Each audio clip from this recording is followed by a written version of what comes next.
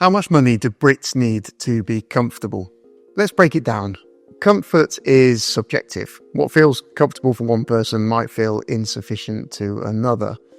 These figures based on averages and studies, but everyone's circumstances and expectations and definitions of comfort are different. First, what do we even mean by comfortable? We're not talking about yachts or private islands. We're talking about living without constant financial stress, paying your bills, taking the occasional holiday, being able to handle an unexpected expense without panic. That kind of comfortable. Not surviving, living with peace of mind. Now, according to the Joseph Rowntree Foundation's latest report, a single adult in the UK needs to earn around £27,000 a year to meet what's called a minimum income standard. This figure isn't about luxury, it's about dignity. It includes costs like rent, utilities, food, transport, clothes, internet, and a modest social life. Just enough to live without anxiety about every little purchase. But let's go deeper. That £27,000 isn't gross salary. That's what you actually need after taxes, meaning your gross income would have to be even higher to take home that amount. Factor in income tax and national insurance, and you'd need to earn around £33,000 gross per year to net £27,000. And here's where it gets harder. A large chunk of Brits don't even earn that much. The UK median salary as of 2025 is around £34,000, meaning nearly half the population earns less than what's needed to live comfortably as a single person. For families, the challenge grows. A couple with 2 children now needs a combined income of £50,000 to £55,000 to meet the same comfort threshold. That's assuming they don't live in London or another high-cost city. These figures cover the basics plus child-related costs, so school uniforms, occasional days out, basic childcare support, and keeping up with the rising cost of groceries and heating. Now let's look at pensioners. If you're retired, the numbers drop a little bit, but not as much as you might think. A single pensioner needs around £23,300 a year to live comfortably, and a pensioner couple needs around £34,000 combined. That assumes no mortgage or rent payments and good health, but if housing costs or medical needs are higher, so is the income required. And with the state pension sitting at around £11,500 per year, many retirees fall short unless they have private pensions or savings to fall back on. So let's ask, what does this mean monthly? If you're a single adult, you'll likely need somewhere between £2,200 and £2,500 after tax each month just to feel financially steady. Enough for rent, food, transport, and a few small luxuries. A couple with 2 children, that figure rises to around £4,000 to £4,600 per month combined, to account for the added costs of childcare, school supplies, and everything else that comes with raising a family. A single pensioner, assuming no mortgage or rent, needs around £1,900 per month to cover basics and still enjoy a modest quality of life. And a pensioner couple, they'll need around £2,800 a month together to stay comfortable without financial strain.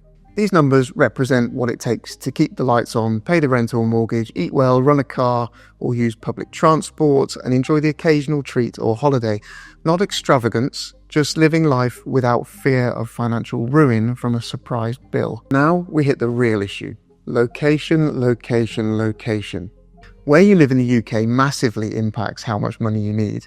In London, costs skyrocket. Housing's the biggest pressure point. Average rent in London as of 2025 is now over £2,000 per month for a 2-bedroom flat in many areas. Even a single-bedroom flat often exceeds £1,600 a month. So while a single person might live comfortably on £2,200 a month in Leeds or Cardiff, they might need upwards of £3,000 in London to maintain the same standard of living. That's a huge gap. It also explains why so many younger Londoners are either flat sharing well into their 30s or moving out of the city entirely. Outside of London, the South East and commuter belts also have inflated costs, especially when it comes to housing and transport. A family living in Surrey, Berkshire or Oxford might need significantly more than one in Newcastle or Sheffield to live comfortably. Now let's talk about rent. The rental market is brutal right now. Average rents across the UK hit record highs in 2025, with many tenants paying over 35 to 40% of their income just on housing. This makes saving for a deposit almost impossible. Even if you're earning a decent salary, high rent eats into any ability to build wealth. Then there's inflation. Although headline inflation has cooled from the 2022-2023 peak, core living costs remain high. Energy bills, groceries, fuel, council tax continue to climb year after year. Food inflation in particular has been a silent burden, with staple items like bread, milk and vegetables rising far above the official inflation rate. This disproportionately affects lower income households where food is a larger share of the budget. Another major cost is childcare. In the UK, full-time nursery care for one child can cost anywhere between £1,100 and £1,600 per month, often more than rent. This cost alone can force one parent to stay home or work part-time, reducing household income and increasing reliance on government support. For many working parents, the question becomes, is it even worth working? So why are so many people still struggling even when they're doing everything right? Because the goalposts have shifted. Wages haven't kept pace with costs, and the social contract, the old promise that if you work hard, you'll get ahead, feels broken. Even young professionals in decent jobs are feeling it. Graduates earning £35,000 to £40,000 are still flat sharing, putting off having kids, or giving up on the idea of owning a home. Many are stuck in a cycle of rent, bills and debt repayments with little left over. And this isn't just a London problem. In cities like Manchester, Bristol and Edinburgh, costs are also rising fast. Meanwhile, public services like transport, healthcare and education are stretched thin, adding to the feeling that people are paying more and getting less. So let's zoom out for a second. Once upon a time, a single average income could support a household, pay a mortgage, raise a family and save for the future. Today, that feels like a fantasy. Even a dual income household earning £70,000 combined might still feel squeezed once you factor in rent or a mortgage, childcare, energy, transport, debt repayments. Financial comfort has become something you either inherit or fight endlessly to reach. And there's another silent pressure, the lack of financial buffer. According to a report by the Money and Pension Service, nearly 1 in 3 UK adults have less than £1,000 in savings. That's a pretty staggering number, nearly a third of the adult population living with virtually no financial safety net. The Financial Conduct Authority supports this with its own data, stating that 10% of adults have no cash savings at all, and a further 21% have less than £1,000 in reserve. This paints a clear picture. Many households are extremely vulnerable. The 2025 ADP research report revealed that 49% of UK employees live paycheck to paycheck. That's nearly half the workforce without any financial cushion. Meanwhile, a Work Foundation survey highlighted that 1 in 6 workers regularly struggle to pay their bills, and 40% are left with very little disposable income by the end of the month. Worryingly, nearly 25% of adults say they couldn't handle an unexpected cost of just £850, the highest rate reported in recent years. And this isn't just a low-income issue. Even middle-income earners are stretched thin by rent, bills, food and transport. The moment an emergency arises, whether it's a medical issue, car repair or delayed wage, they often have no option but to rely on overdrafts, credit cards or payday loans. Financial resilience isn't just low, it's eroding. In an economy where living costs rise faster than incomes, this paycheck-to-paycheck reality is becoming the norm. For millions, the margin for error is gone. The system isn't just squeezed, it's buckling.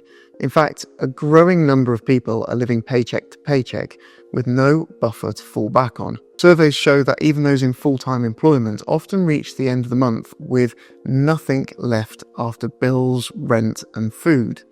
The moment the emergency pops up, be it medical, mechanical or housing related, they are forced to turn to credit cards, overdrafts or loans. Financial resilience isn't just low, it's fragile.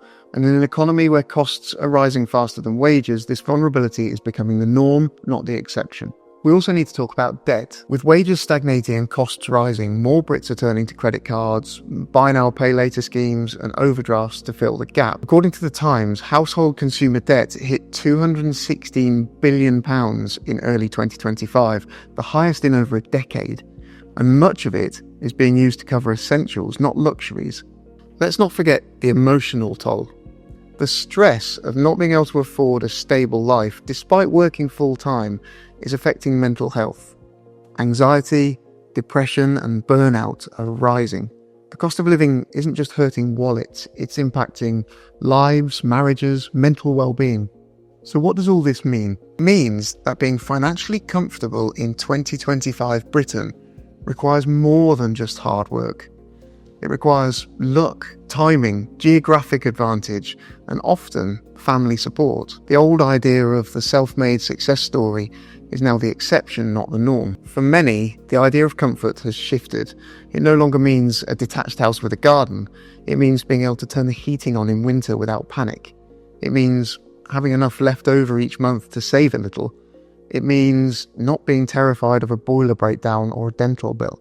So, to answer the question, how much money do Brits need to be comfortable? More than most people earn. And that's the hard truth. Until wages rise in line with living costs or policies directly address housing, childcare and regional inequality, the dream of comfort will remain out of reach for millions. Because today, in one of the richest countries on earth, too many people are working hard and still falling behind.